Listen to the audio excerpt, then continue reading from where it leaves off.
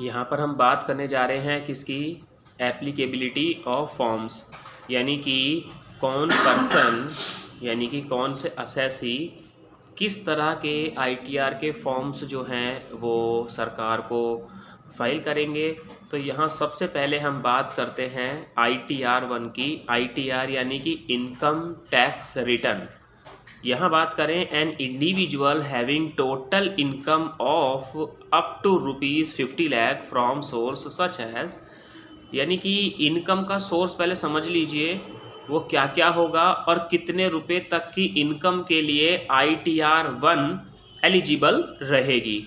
तो सैलरी, अगर ये इंडिविजुअल सैलरी से पैसा कमाता है। सेकंड, वन हाउस प्रॉपर्टी, अगर मल्टीपल हाउस प्रॉपर्टी से अगर ये इनकम अर्न करेगा तो आईटीआर का फॉर्म चेंज हो जाएगा। सैलरी से इनकम कमाएगा, वन हाउस प्रॉपर्टी से इनकम कमाएगा। अदर सोर्सेज में हम बात करेंगे इंटरेस्ट की।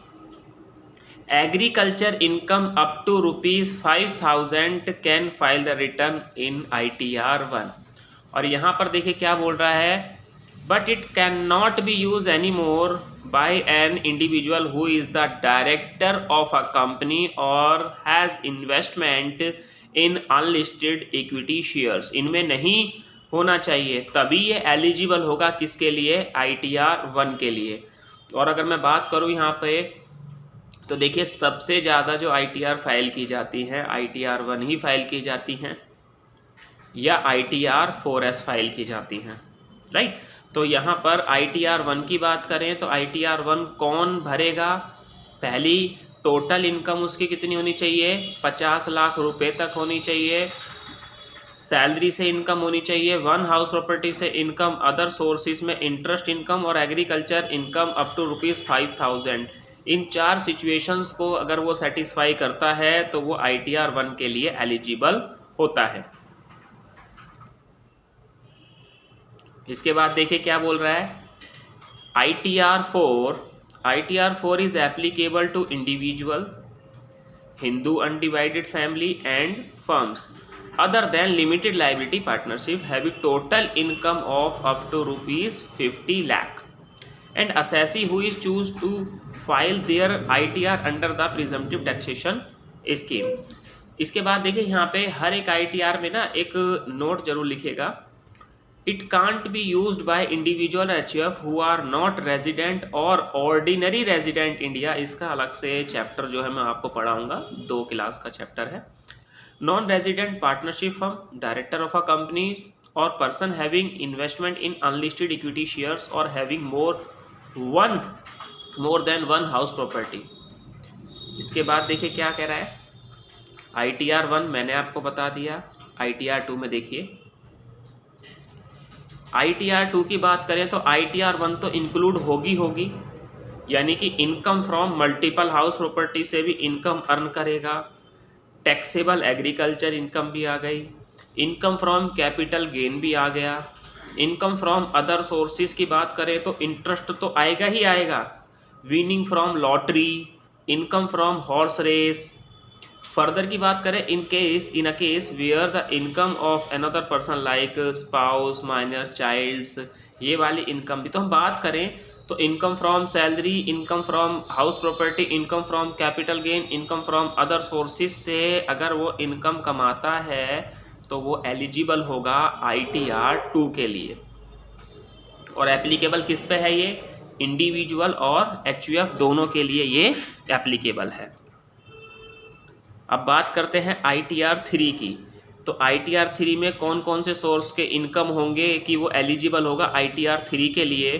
तो यहाँ पर इनकम फ्रॉम बिजनेस और profession, income from partners from partnership firm. तो एप्लीकेबल किस पे है, ये इंडिविजुअल और HUF पे। और ऐसी सिचुएशन में क्या भरी जाएगी, ITR 3 income tax return 03 file की जाएगी। इसके बाद करते हैं आईटीआर 4, जैसा कि मैंने बात करी तो इनकम फ्रॉम बिजनेस और प्रोफेशन विद प्रिजम्पटिव इनकम। इसमें कुछ सेक्शन आते हैं, section 44 AD, section 44 ADA, section 44 AE transportation के लिए, स्मॉल बिजनेसमैन के लिए, प्रोफेशनल्स के लिए। इसमें कुछ रूल्स भी आप पढ़ेंगे जब मैं आपको बताऊंगा कि भाई 6% लेना है, 8% कैसे लेना है, 50% प्रोफेशनल के लिए क्या है, मोर देन 10 ट्रांसपोर्टेशन नहीं होना चाहिए। ठीक है, किस तरह से ITR भरी जाएगी ये मैं आपको जब प्रैक्टिकली कराऊंगा तब समझाऊंगा। अभी ITR फॉर्म्स के बारे में ही बात कर रहे हैं। आगे बात करें तो देखिए यहाँ पर ITR 5, ITR 6 और टैक्स ऑडिट के फॉर्म के बारे में हम यहाँ पे जानेंगे।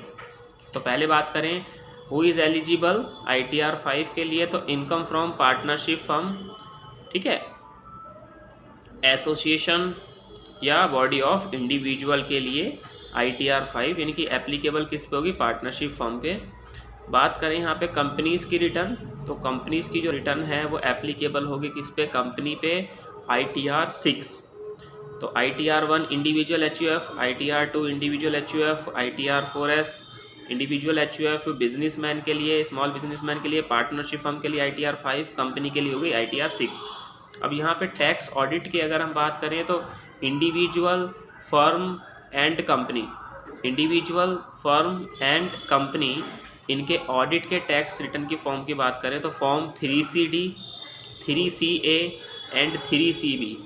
इंडिविजुअल के ऑडिट, टैक्स ऑडिट की बात करेंगे तो फॉर्म 3CD आ गया, फर्म के टैक्स ऑडिट की बात करेंगे तो फॉर्म 3CA, और अगर कंपनी के टैक्स ऑडिट की बात करेंगे तो फॉर्म 3CB। इसका भी आप स्क्रीनशॉट ले लें।